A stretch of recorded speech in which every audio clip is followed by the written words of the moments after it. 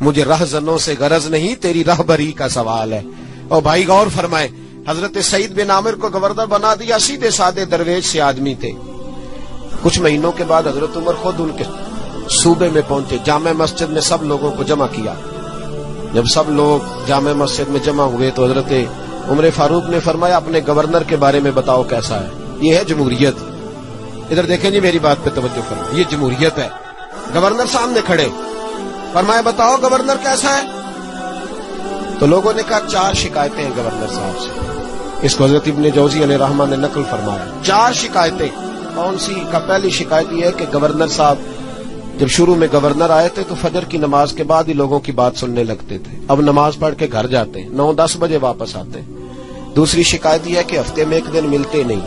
تیسری شکایت ہے صرف دن کو ملتے ہیں، رات کو نہیں ملتے۔ اور چوتھی شکایت یہ ہے کہ کبھی کبھی رونے لگتے ہیں اور بے ہوش ہی ہو جاتے ہیں۔ آپ نے عجیب دیوانہ گورنر بنا دی۔ حضرت عمر نے حضرت سعید بن عامر کی طرف، بول بھائی تیری شکایات ہیں۔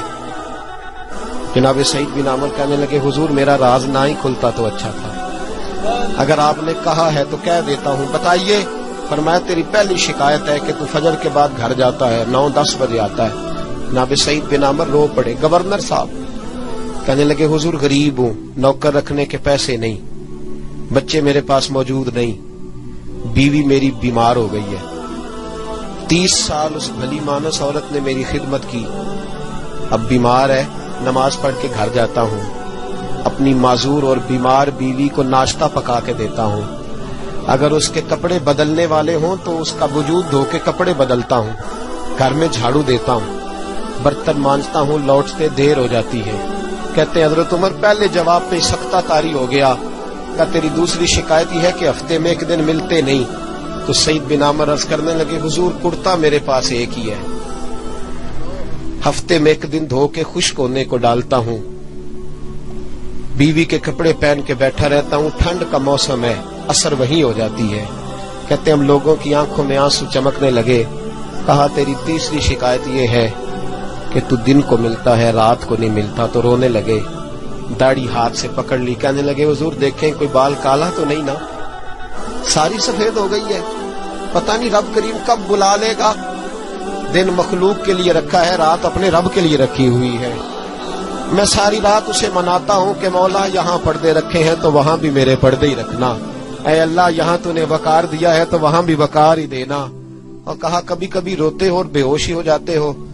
کہنے لگے حضور بہت پختہ عمر میں کلمہ پڑا تھا، 40 سال کا تھا جب کلمہ پڑا، جب 40 سال کے گناہ یاد آتے ہیں تو رو پڑتا ہوں، سوچتا ہوں کہ میں تو 1 ہفتے کا حساب نہیں دے سکتا، 40 سالوں کا کیسے دوں گا حضور؟ پھر مجھ سے برداشت نہیں ہوتا، پھر تڑپ جاتا ہوں۔